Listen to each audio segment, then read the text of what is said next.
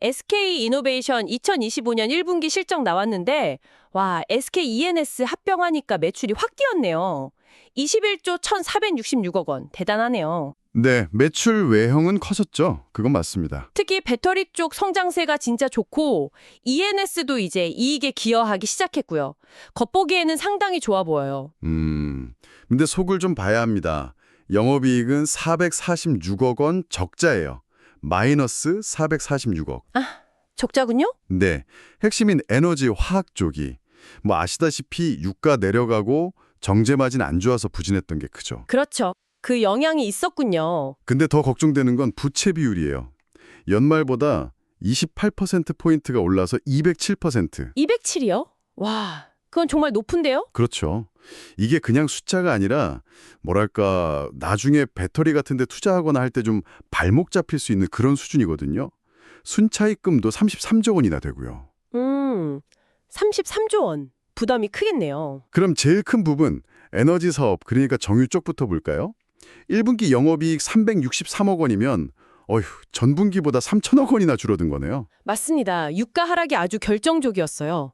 배럴당 유가가 1달러 떨어지면 이익이 300억씩 줄어드는 구조인데 5월에는 63달러 선까지 갔었으니까 2분기 실적은 더 안 좋을 수 있습니다. 63달러까지요. 아이고. 네, 거기다 정제 마진, 그러니까 원유 가져와서 제품 만들어 팔 때 남는 이익 폭도 줄었고요. 트럼프 관세 얘기 같은 그런 예상 못한 변수들도 아직 있고요. 아, 맞아요. 무역 갈등 변수도 있죠. 그래도 하반기에는 좀 괜찮아지지 않을까요? 유가도 60달러 선에서 좀 안정될 거란 얘기도 있고 여름이니까 운전도 많이 하고 에어컨도 많이 틀고 하면 정제 마진 좀 반등하지 않겠어요? 3, 4분기에는 좀 기대해봐도 되지 않을까 싶은데요. 글쎄요. 화학 쪽은 상황이 더 안 좋아요. 1분기에만 1,143억 원 적자입니다. 1,100억이요? 와, 화학이 왜 그렇게 안 좋죠? 주력 제품이 파라자일렌, PX라고 하죠. 이 PX 스프레드, 그러니까 원료랑 제품 가격 차이가 손익분기점 아래였다는 거예요. 만들수록 손해보는 구조. 만들수록 손해라니. 2분기에 PX 가격이 잠깐 오르긴 했는데 좀 일시적으로 보이고요. 미중 갈등이나 전방산업 불확실성, 공급 과잉 이런 것들 때문에 확 좋아지기는 좀 어려워 보입니다. 어렵긴 하지만 그래도 회사에서도 원가 절감 노력 같은 거 계속하고 있고 PX 가격 차이가 조금이라도 회복된 건 긍정적으로 봐야 하지 않을까요? 하반기에 새 설비 가동 효과도 있을 거고요.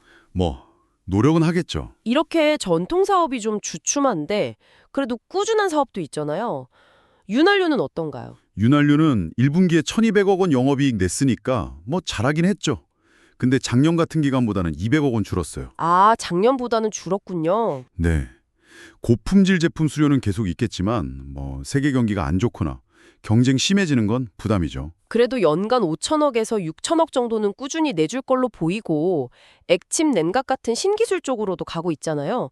2분기도 성수기니까 괜찮을 것 같은데요. 그건 그렇죠. 자, 그리고 안정적인 윤활유랑 좀 다르게 아주 좋은 소식이 있었던 석유 개발, EMP 사업. 베트남 탐사 성공 소식 이거 정말 기대되던데요? 네, 베트남 광구 탐사 성공한 건 아주 좋은 소식이죠. 하루에 10,000배럴 이상 생산 가능성을 봤다는 건 의미가 크고요. 그렇죠. 하지만 1분기 EMP 실적만 보면 전분기보다는 조금 떨어졌어요.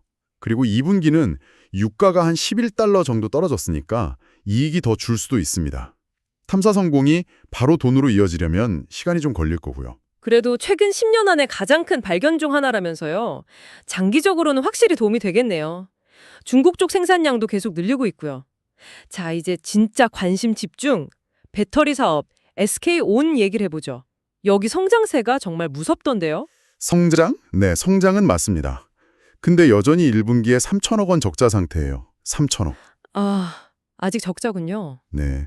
물론 저번 분기보다는 한 600억 원 줄긴 했죠. 그건 다행인데 유럽 전기차 수요가 좀 둔화된다거나 포드나 폭스바겐 같은 다른 고객사 관련해서 좀 불확실한 부분들이 아직 남아있어요.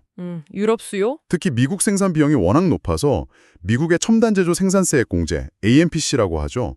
그거 없이는 흑자 전환 시점을 말하기가 좀 어려워요.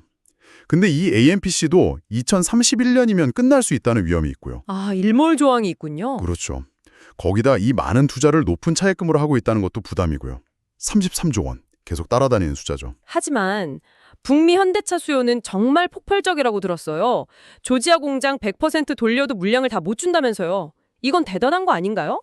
그건 그렇죠. 특정 고객사 수요는 강하죠. 1분기 출하량 증가율이 전분기 대비 20%였는데 이게 2, 3분기에도 계속되고 AMPC 효과도 계속 받으면 흑자 전환이 생각보다 빨라질 수도 있지 않을까요? 켄터키일 공장도 좀 늦어졌지만 올해 3분기 가동 예정이고 1분기 매출도 벌써 1조 6천억 원 넘었잖아요. 네, 북미 쪽은 확실히 강합니다. 자, 마지막으로 SK E&S 합병 효과를 봐야겠죠. 네, ENS도 중요하죠. 1분기 이익은 전력 도매 가격 S&P가 떨어져서 작년 동기보다는 줄었습니다. 2분기는 또 계절적으로 비수기라 이익이 더 줄 수 있고요. 그리고 합병하면서 차입금 4조 원이 또 들어왔어요. 이것도 재무적으로는 부담이죠. 그렇군요.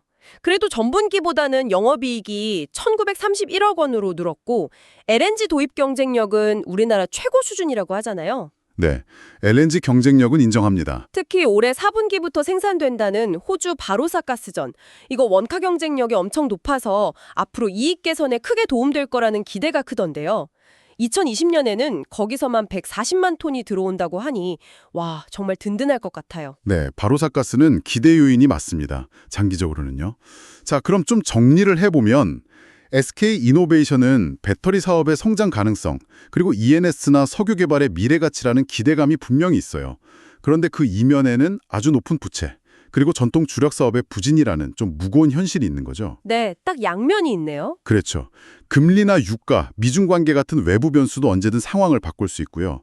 특히 배터리 사업이 언제 확실하게 흑자로 돌아설지는 아직은 좀 안개 속이라고 봐야 합니다. 반대로 보면 에너지랑 화학이 이렇게 어려운데도 배터리 사업이 정말 빠르게 크고 있고 ENS나 석유 개발에서 미래 먹거리를 착실히 준비하고 있다는 건 분명 긍정적인 신호잖아요. 특히 경쟁 심한 북미 배터리 시장에서 딱 자리 잡고 또 경쟁력 있는 LNG를 확보한 건 미래를 좀 밝게 볼 수 있는 이유가 되겠죠. 자, 시청자 여러분께서는 어떻게 생각하시나요? SK 이노베이션이 이 막대한 재무 부담과 전통 사업의 어려움을 딛고 배터리와 친환경 에너지 중심으로 성공적으로 변신할 수 있을까요? 아니면 이 현실의 벽이 너무 높을까요?